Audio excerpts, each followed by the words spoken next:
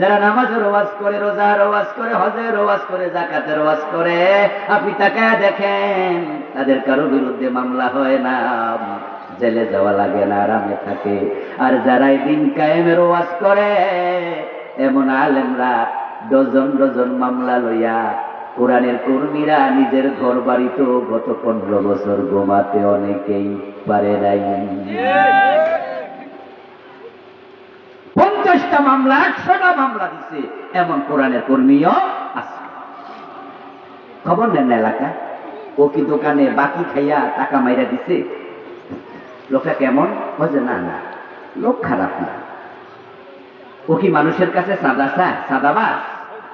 না না না, তার বাস্তব প্রমাণ তো আপনারা এখনো পাচ্ছেন, আজকের এই দিনে পাচ্ছেন।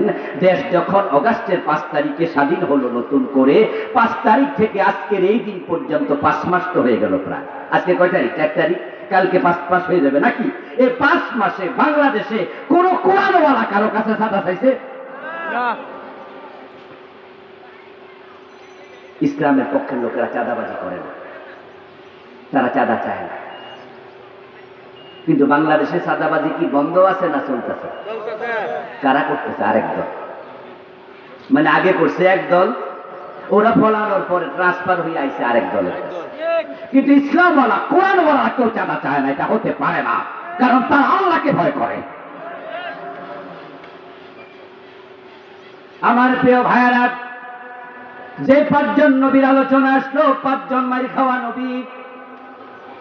এখন আপনি ভাবতেছেন যদি নামাজ রোজার ওয়াজ করি, হজ যাকাতের কথা বলি, ইমামতি যাবে না, পিরালি ছুটবে না, মুরিদ কমবে না, মাহফিল 144 জারি হবে না, কিন্তু দিন কায়েমের কথা বললে তো বিপদ, মামলা হামলা হয়, এত ঝুঁকি কে নেয়? তাই অনেক আলেম ওলামাও দিন কায়েমের পক্ষে কথা বলে না। এই যে দিন কায়েমের পক্ষে আপনি কথা না বলে চুপ আছেন, আপনি নবীর রেখে যাওয়া দায়িত্ব পালন অবহেলা করছেন। রাসূলের জীবনের সাথে আপনার মিল নাই। আর নবীকে আদর্শ মানলে অবশ্যই দিন কায়েমের কথা বলতেই হবে। রাসূল দিন কায়েম করে দিয়েছেন। তিনি বলছেন, আল ইসলাম ইয়াদু ওয়া লা ইউলা। ইসলাম বিজয়ী হতে এসেছে, পরাজিত হতে নয়। প্রিয় নবীজি ইসলামকে বিজয়ী করে গেছে। আপনাদের কাছে আমি একটু জানবো, যারাই বলছেন তারা একটু জবাব দিয়েন তো, 53 বছরের বাংলাদেশে ইসলাম কি বিজয়ী না পরাজিত? যারা চুপ আছেন তারা বলে, ইসলাম কি বিজয়ী অবস্থায় আছে? তো ইসলাম দিয়ে দেশ চলছে তো না? চলছে। তাহলে ইসলাম কি বিজয়ী না পরাজিত? তো এটাকে বিজয়ী করার দায়িত্ব কার? আপনারা 92% মুসলমান।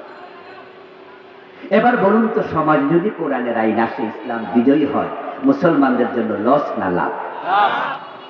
লাভের অভাব নাই, লাভের অভাব নাই। ও প্রিয় ভাইয়েরা, দুনিয়ায় আসবে শান্তি, আখেরাতে আসবে মুক্তি।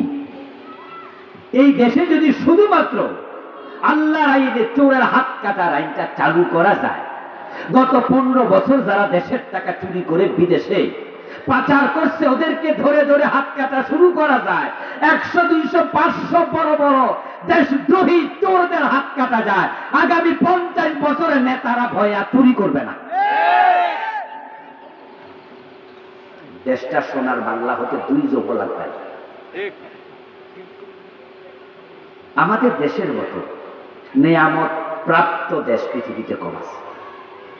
প্রাকৃতিক সম্পদ আমাদের দেশে খনিজ পদার্থ নাই, কিন্তু প্রাকৃতিক সম্পদের অভাব নাই। আপনারা এখানে অনেকে আছেন, মালয়েশিয়া গেছেন। মালয়েশিয়া এবং বাংলাদেশের আবহাওয়া প্রায় একরকম, এবং খনিজ পদার্থের অবস্থা প্রায় সমান। ওদেরও খনিজ পদার্থ খুব একটা নাই, আমাদেরও খুব একটা নাই। সামান্য কিছু গ্যাস আছে আর সামান্য তেল, যত সামান্য তেল। আমাদেরও খনিজ পদার্থ নাই, মালয়েশিয়ারও নাই। কিন্তু মালয়েশিয়া আমাদের মাত্র 10 থেকে 12 বছর আগে স্বাধীন হইয়া তারা মাহাথির মোহাম্মদের নেতৃত্বে এমন আগাইছে। আমি আজ থেকে 12-14 বছর আগে গিয়েছিলাম মালয়েশিয়া। টুইন টাওয়ার দেখে মাথা ঘুরাইয়া উঠছে, কত উঁচু ভবন বানাইছে। 50 তালা ভবন যে কুয়ালালামপুরে কয়শো আছে আল্লাহ জানে, বলে শেষ করতে পারবেন না। রাস্তাঘাট দেখলে অবাক হবেন, কোথায় গিয়েছি মানুষের উন্নতির চরম শিখরে। আর পুরো বাংলাদেশে একটা 50 তালা বিল্ডিং আজ পর্যন্ত আমরা বানাতে পারি নাই। তারা আগাইছে কেন? কারণ সৎ নেতৃত্ব, মাহাতির সৎ মানুষ। কিন্তু আমাদের প্রবলেম হলো আমরা এমন নেতা পাইছি নিজেরা দেশের টাকা চুরি করে বিদেশ পাঠিয়ে দেয়। আমাদের নেত্রী বলেছিলেন তার বাড়ির পিয়ন কত কোটি টাকার মালিক? 400 কোটি টাকা। এস আলম গ্রুপ একা ইসলামী ব্যাংকের 18টা শাখা থেকে টাকা পাচার করছে 80,000 কোটি। দেশের টাকা যারা বিদেশ পাঠায় দেয়, এই দেশ উন্নত হবে কেমনে? আমার প্রিয় ভাইরা, শান্তি আসবে, দেরি হবে না আসতে। যাকাত ভিত্তিক অর্থ ব্যবস্থা চালু হবে। যখন ইসলাম বিজয় হবে, দিন কায়েম হবে, গরিব মানুষগুলা ধনী হতে বেশি দিন লাগবে না। প্রিয় নবী ক্ষমতায় ছিলেন মাত্র 10 বছর, আবু বকর 2 বছর 4 মাসের মতো। তারপরে আসলেন ওমর। ওমরের জামানায় জাকাত বিভাগের কর্মচারী জাকাতের টাকা কাঁধে নিয়ে ঘুরত, জাকাত খাওয়ার মতো লোক আর ছিল না। মারামারি, ডাকাতি, চুরি, চিন্তায় কিচ্ছু নাই, শান্তি আর শান্তি। অর্ধ দুনিয়ার সম্রাট ওমর গাছতলায় ঘুমাইয়া থাকতো, বডিগার্ডের প্রয়োজন ছিল না।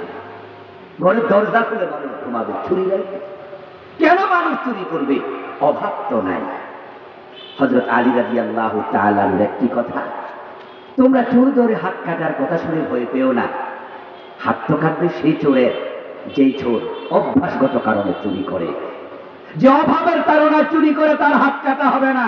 হযরত আলীর বক্তব্য হচ্ছে, রুটির অভাবে যদি চুরি করে তাহলে চোরের হাত না কেটে রাষ্ট্রপ্রধানের হাত কেটে দিতে হবে। যে সরকার তার লোকেদের পেটে রুটি দিতে পারে না, অভাব ঘটাতে পারে না, সে কিসের সরকার? তো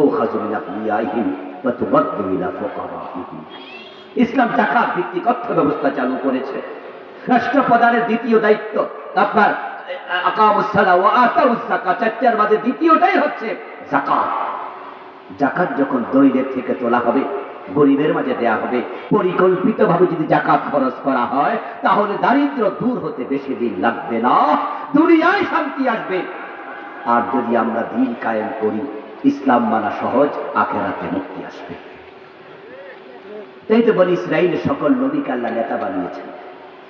হযরত সুলাইমান ছিল নেতা, হযরত দাউদ ছিল নেতা। আপনারা নাম শুনেছেন জালুতের, তালুতকে হত্যা করেছেন, তিনিও ছিলেন নেতা। নবী মুহাম্মদ সাল্লাল্লাহু আলাইহি ওয়াসাল্লাম নেতা।